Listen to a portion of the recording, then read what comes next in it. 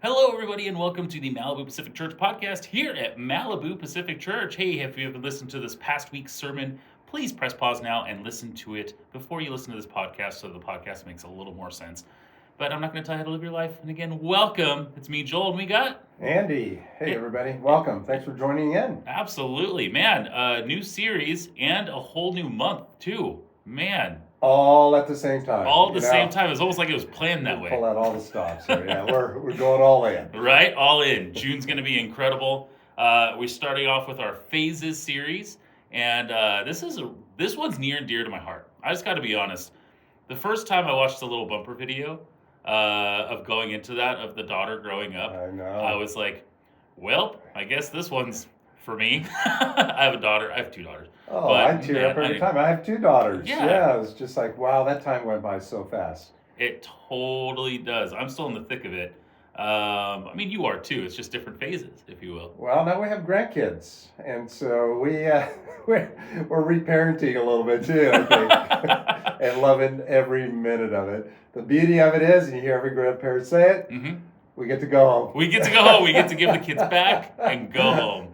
There you go. Drop off some presents, have some really good time. Have some fun with them, and we're out. You're basically just living the highlight reel. Well, we really are. Oh, that's great. So why is it so important that we would be going into the It's Just a Phase series?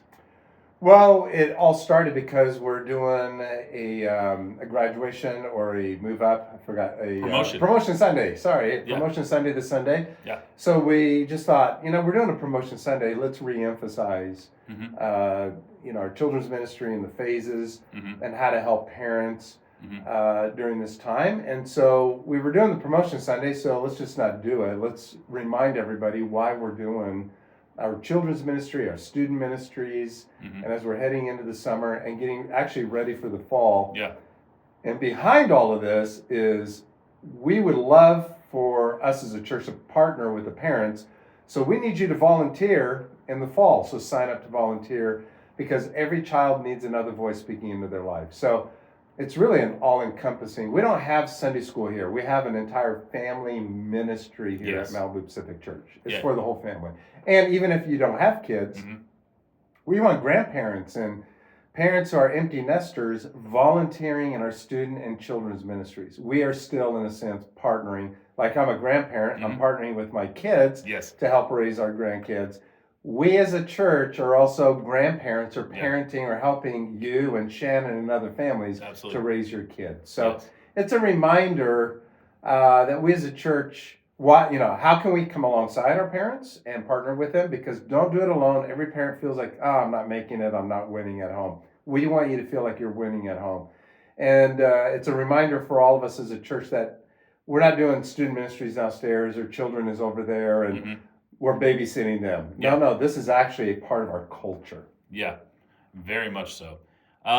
So one of your first slides that you had up was what happens at home is more important than what happens at church or anywhere else. Yeah, you have to think about it for a minute. Yeah. But I thought like dropping a kid off at church was like the most important thing, right? Isn't it the most important? Well, I had the marbles up there and used it for a couple of illustrations. Yeah. I don't feel like I did well. There was too much information at the beginning. I felt like I rushed the sermon just a little bit, because I was trying to use the marble analogy. And this is from Orange Curriculum that we use, so none of this is mine. And I've been using this, and we in our children's ministry have been using this content for 25 years now. But the marbles is representing you as a parent. You and Shannon get 3,000 hours with your kids. Yeah. And the church gets 52 hours. So we're eliminating sleep and we're eliminating school. Yeah. When they're at home, the weekends, you're coaching soccer and softball, Little League, or whatever. So those hours you have with your kids adds up to about 3,000 hours. We as a church get how many? We get 52 weekends. Yeah. That's how many there are in a year. Yeah. So assuming every parent comes to church every week. Absolutely, which they do. Which they do. I'm sure you do, right? Yeah. Absolutely. They never miss a week. Nope. 52 solid. We get 52. All right, let's just say you miss 12, all right? Went on vacation, you went to Disneyland, you're gone, kids are sick. All right, we get 40.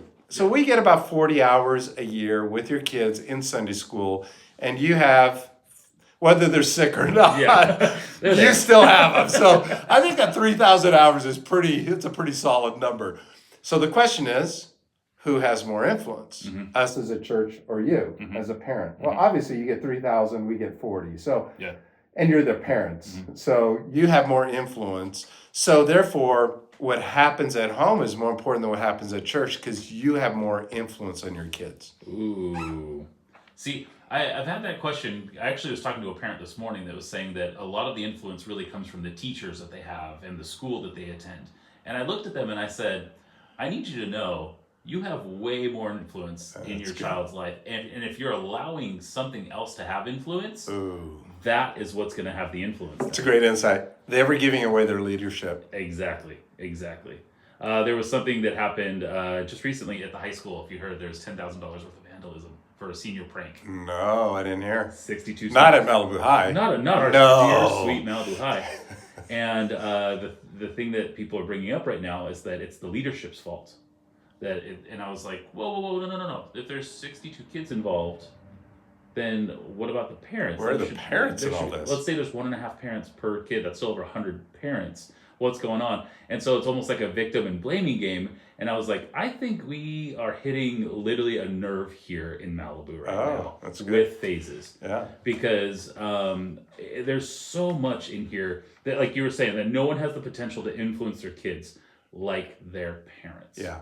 And that, I think, is a challenging thing for any age and stage, obviously, in phase. What was the most challenging phase for you? I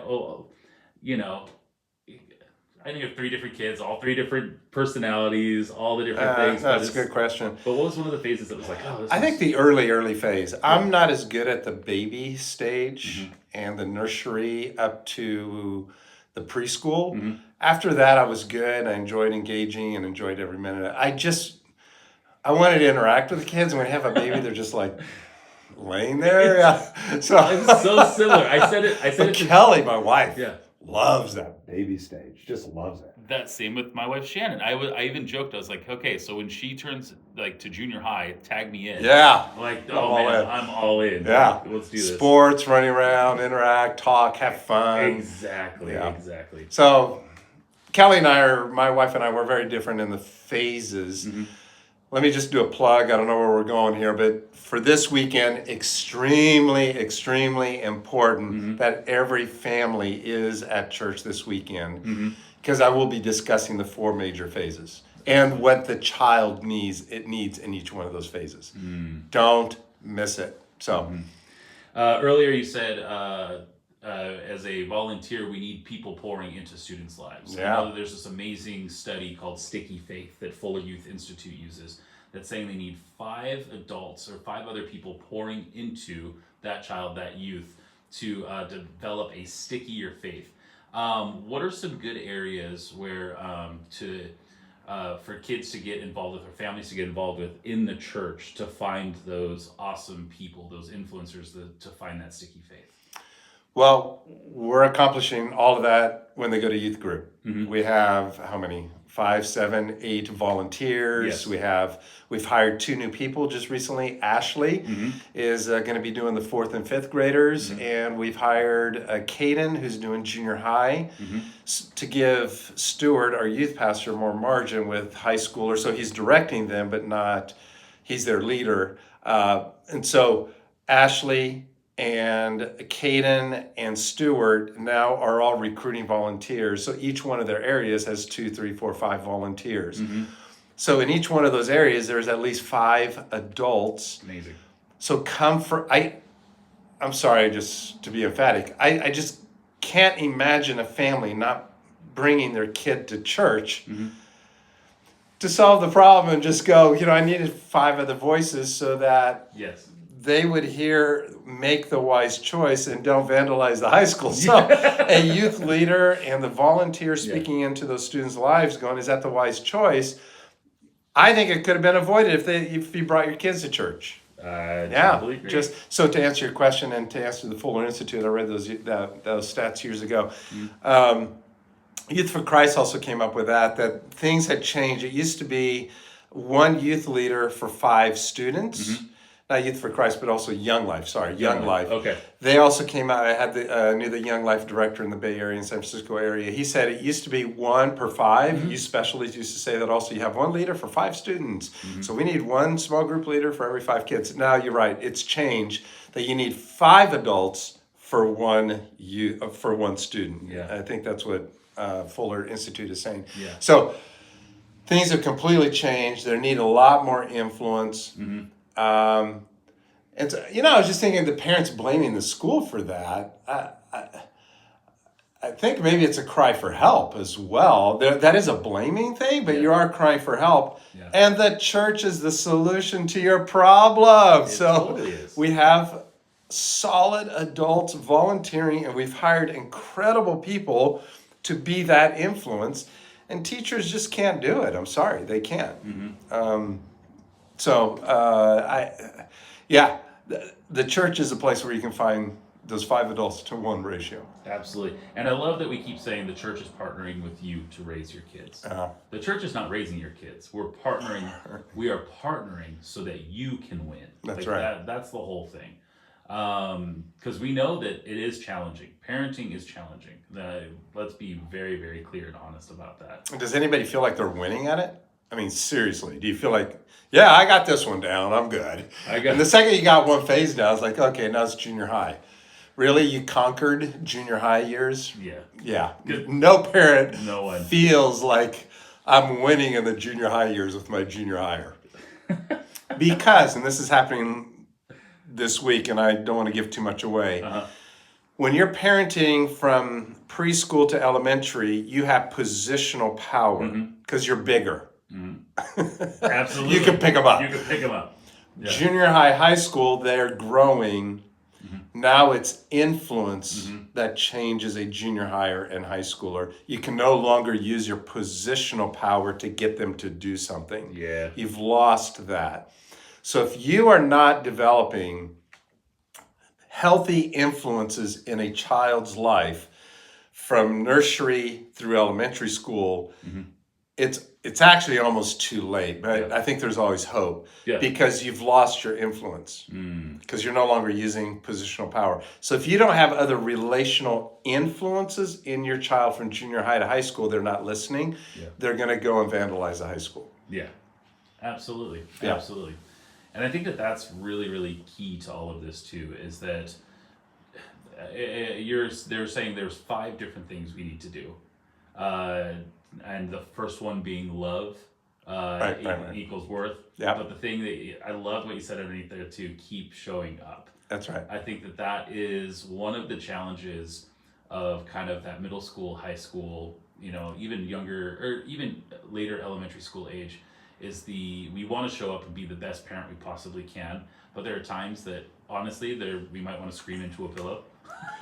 That's true. Right? Yeah. Or just say, I give up. I'm out. Yeah, I'm tapping out. I'm tapping out. Yeah, it's not fine. Learn the hard way. That's always the thing, even though we want to be protective.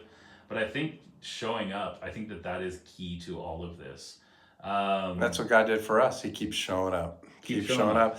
That's how we express love. You're worth it. You have worth. You have value. Absolutely. You're worth me showing up. So I wanted also our volunteers to hear that. That every week when you're showing up, what you're communicating is we love our children. Yes. I don't think that I didn't do well communicating it. This isn't just for kids. When our guest services keep showing up, you're saying people are important. You have value. Yes. So just keep showing up. Keep showing up. In every area, every ministry, just keep showing up. Because when you do, you're communicating, you have worth, you have value. We love you. Absolutely. And I think that's key to even hospitality inside of your own family too. I think that is something that's not talked about a lot, is that the way that parents can create the environments inside their own homes, inside, kids' rooms, inside of just even the conversations inside of the cars that they have from driving from thing to thing to thing. I recently, Andy mentioned this, I was at Disney World for a little bit, and I experienced this hospitality that was just like, whoa, over the top. It was kind of crazy. And it just made me think like, oh, this is why hundreds of, thousands of people come here so often. It's for this thing. But can't the church do better than this? We should be able to do this. I right? think the church should be on the forefront of I hospitality. totally agree. And Yeah. if we're on the forefront of that, we could be on the forefront, obviously, on parenting and partnering with people and making the best humans like in the history of forever. To be really honest, because that's what God is really after, is just for us to show up, love one another, praise God, and to just do life with each other. That's so we right. don't do it alone. That's right. Yeah.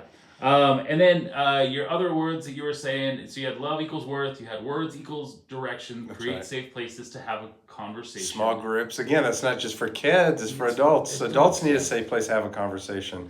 We want to inspire people to explore faith. Well, how do I explore faith? I have questions.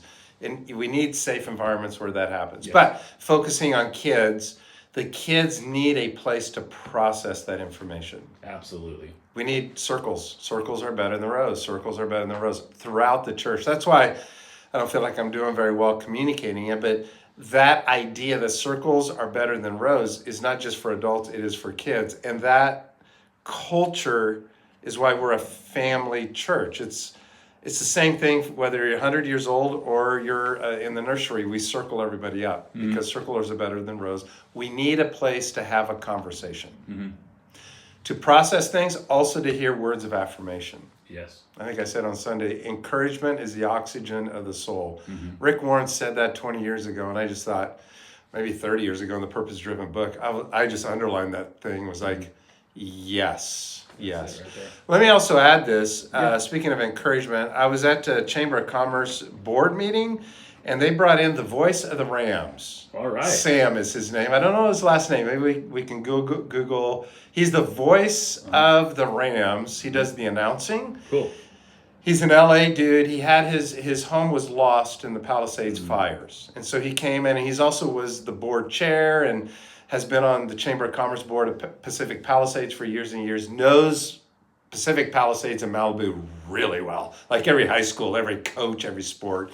Played volleyball for years. And so, and the one thing he said, what our businesses, because it's Chamber of Commerce, what our businesses, what they need now, what our communities need now like no other time is encouragement. We need positivity like never before. Even the businesses in Malibu, because now when people drive from Santa Monica at 25 miles an hour with 30 police officers and giving everybody tickets on PCH, by the time they get to a restaurant in Malibu, they're frustrated. Completely. They needed to be greeted with hospitality. They need to be greeted with encouragement and positivity. Yes.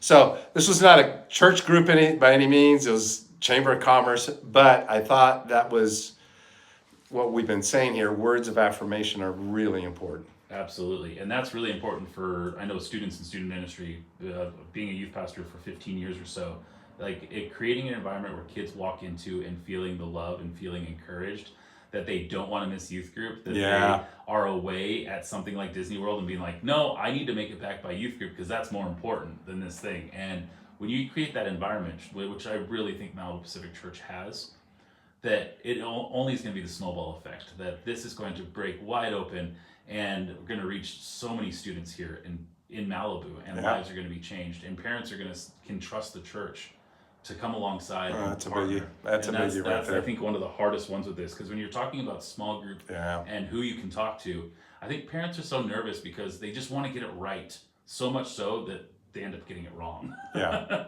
And so, but I think that's the key word: trust. Yeah. We need people to trust us. I think the church has broken trust on many different levels, and things you hear on culture other pastors have done, or lawsuits or inappropriate relationships. It's like, well, all churches are that way. And so we have some damage control, just speaking for the church in America. And we need to be people of integrity, and we need to build trust in our communities. So that's why we have the 4 Malibu campaign, the Be Rich campaigns. We're trying our mother-son, father-daughter dances, whatever we do in the Snow Much Fun, things we do in our community. What we're doing is putting deposits of trust into the community, say, you can trust us. Absolutely. Yeah, and we need to earn that. We've kind of lost a little bit of the trust as a church, capital C, in America. But that's what we're trying to do here. And Malibu Pacific, everybody who's listening to this, thank you for every time you volunteer, you show up, you're giving people encouragement, showing up to the events that we're doing in the community. Yeah. What's the word? We're building trust. We're earning trust from the community. Mm-hmm. Building that partnership. Building the partnership. Absolutely. Yeah. And I think one of the big ones too that people are still talking about today is go local. I mean, there are so many things that are going on inside of this city, and we have lost a couple restaurants so far, and in a couple places, and we just really want to encourage everybody to still go local and go local with your family and ask some questions, talk to each other, have some fun at these restaurants as your child is going through these phases. Well, and I heard from one of our board members who's the academic dean at Pepperdine. Mm-hmm. She had some stats that the businesses in our community have experienced a 70% loss. And that's huge. Yeah.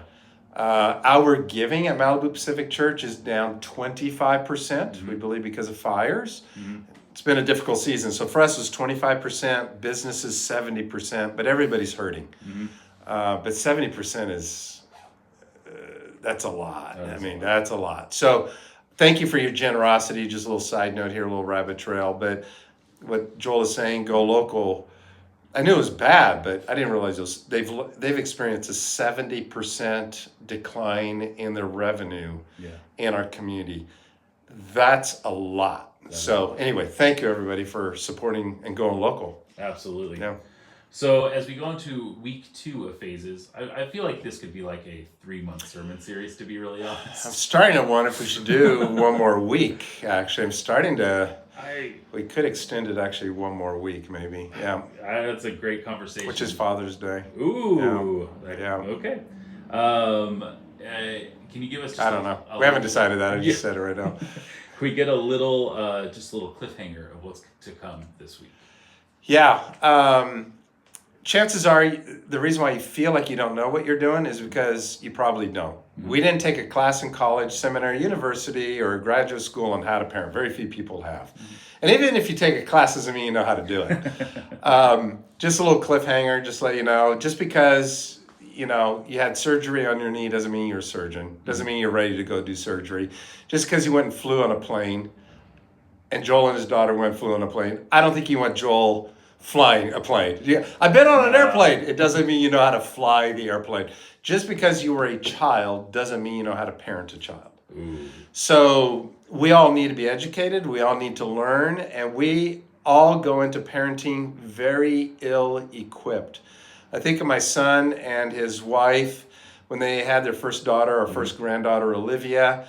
And we went to the hospital, and they both had tears in their eyes. And they were telling the nurse when we walked into the room, saying, "We can't take this child home. We don't know what we're doing." Here, give me not really, but give me the daughter back to the nurse. And the nurse said to them, "No, she's yours. You're going to have to take her home." But I will, I should use this example this weekend. The nurse, who was a Brazilian actually, said, "I'm going to do everything I can in the next 24 hours to prepare you to take her home." And I think that's what we should say. That's what we are saying as a church. We can't take your parent home. You have to take your child home from Sunday school, but we're going to do everything we can to prepare you to raise your child. And it's different in each one of the phases. None of us feel prepared. We don't do parenting alone. Yes. We're here to partner with you. Beautiful. I'm constantly reminded that I've never had my children at the age and stage as of today. Exactly. Ever, Exactly. And so even if you're like, well, yesterday was great, but today you never, you don't know. It's a different phase. It's a different phase. Don't miss it this week. Really, really important. I know there's people on vacations or going out, and graduations are happening all over the place. Yeah. I just,